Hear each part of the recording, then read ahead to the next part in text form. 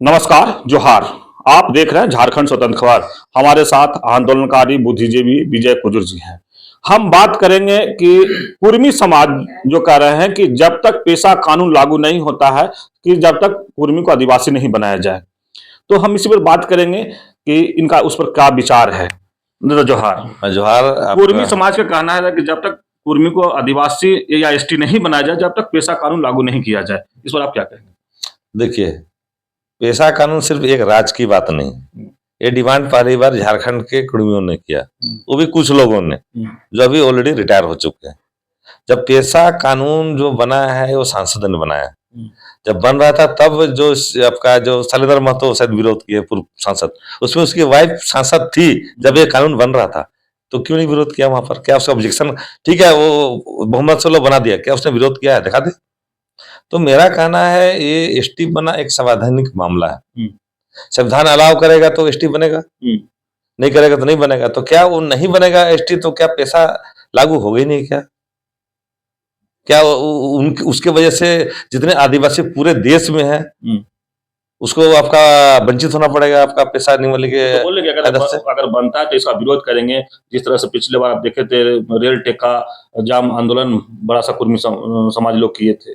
देखिए, ये लोग हमेशा आपका पहले भी ये लोग जो है पेशा जब लागू हो रहा था वहीं से प्रॉब्लम स्टार्ट किया। लोग सुप्रीम कोर्ट में गया, बोला कि नहीं आपका एकल पद है, वहां तो आदिवासी नहीं है, तो आपका रिजर्व नहीं होना चाहिए। अल्टीमेट सुप्रीम कोर्ट ने क्या बोला? एकल पद सभी रिजर्व होंगे।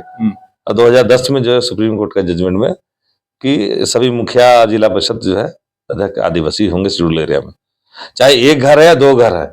चलिए, आप आदिवासी समाज से आते हैं, उन लोग लगातार ये कह रहे हैं कि हमको भी आदिवासी बनाया जाए। इसके लिए इस बार भी प्रेस कॉन्फ्रेंस किया करके उन लोग बोल रहे हैं कि इसको मांग को जोरों शोरों से उठाएंगे। तो इस पर आपको क्या लगता है कि जो मांग है उनका जायज है या क्या है? देखिए, लोकतंत्र में सभी को अपनी बातों को उठाने रखने का आपका स्वतंत्रता है। अगर उनके पास दस्तावेज है, ऐतिहासिक उनके पास रिकॉर्ड है, अगर परंपरा सिस्टम उनका है ना, आदिवासी का कल्चर कस्टम भाषा उनकी है, और आपका संविधान अलाउ करता है तो मांग करना जायज है और वो बन सकता है। लेकिन संविधान अगर अलाउ नहीं करता है, अगर जो आपका मापदंड बनाया है किसको अनुसूचित जनजाति बनना है, उसमें अगर वो लोग खरे नहीं उतरते तो फिर वो तो हमारा और आपका काम नहीं, वो तो आपका सरकार और संविधान का काम है, वो देखेगी। कुर्मी और कुर्मी आदिवासी बनने के लिए क्यों चाह रहे हैं?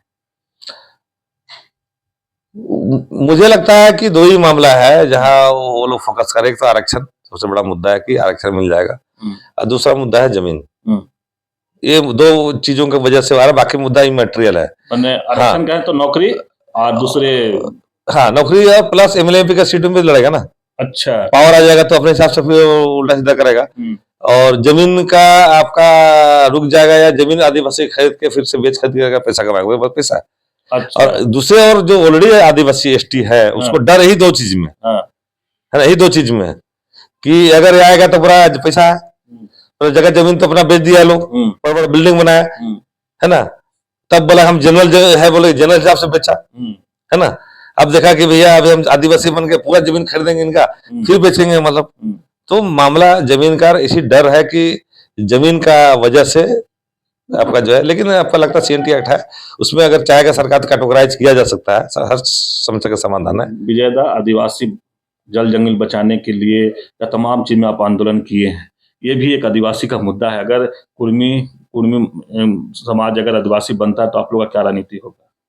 देखिए, अगर उनके बनने से जो पहले से अनुसूचित जनजाति है उनको कोई नुकसान नहीं है तो कोई दिक्कत नहीं, नुकसान होगा तो जरूर विरोध करेंगे। जैसे आपका महाराष्ट्र के ले लीजिए, वहाँ डीएनटी, वीएनटी, शेड्यूल ट्राइब, घूमती अलग अलग कैटेगरी है सबका। इसका 3%, इसका 1.5%, इसका 5% अलग अलग दिया।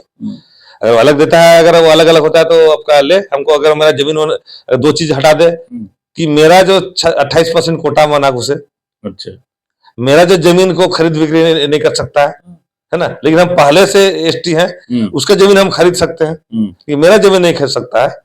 अगर उसे कैटेगराइज करके अलग अलग उसका कोटा तैयार करता है तो हमको दिक्कत नहीं। मेरा 28% मेरा एमएलए एमपी के सीट पे गुजरना नहीं चाहिए, ठीक है।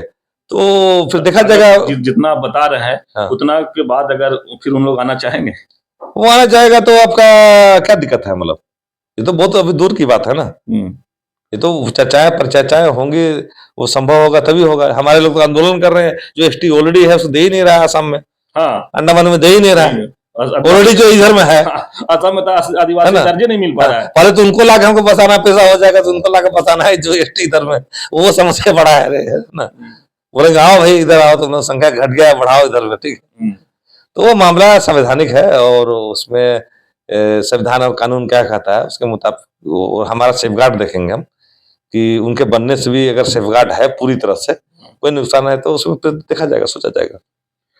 चलिए, आंदोलनकारी और बुद्धिजीवी विजय कुजूर जी, जो कुर्मी और समाज का जो मांग है कि पेशा एक्ट तब लागू हो जबकि कुर्मी को आदिवासी बना दिया जाए, लेकिन एक बहुत अच्छी बात बोले कि अगर कैटेगरिया में उसको रखा जाता है कि आदिवासी का जमीन कुर्मी नहीं खरीद सकता, आदिवासी का नौकरी कुर्मी नहीं ले सकता, अपने आरक्षण या विधायक एमपी जो रिजर्व सीट है उस पर नहीं बन सकता है, तो ज्यादा इनको दिक्कत नहीं है। लेकिन ये कह रहे हैं कि अगर इसलिए आना चाहता है कुर्मी आदिवासी समाज में कि आरक्षण का लाभ ले, या आदिवासी पहले तो अपना जमीन बेच करके अच्छा पैसा कमा लिया उन लोग, अब जो आदिवासी की जमीन खरीद के बेच के फिर एक बार अच्छा सा पैसा कमाने का शायद ये जुगाड़ होगा।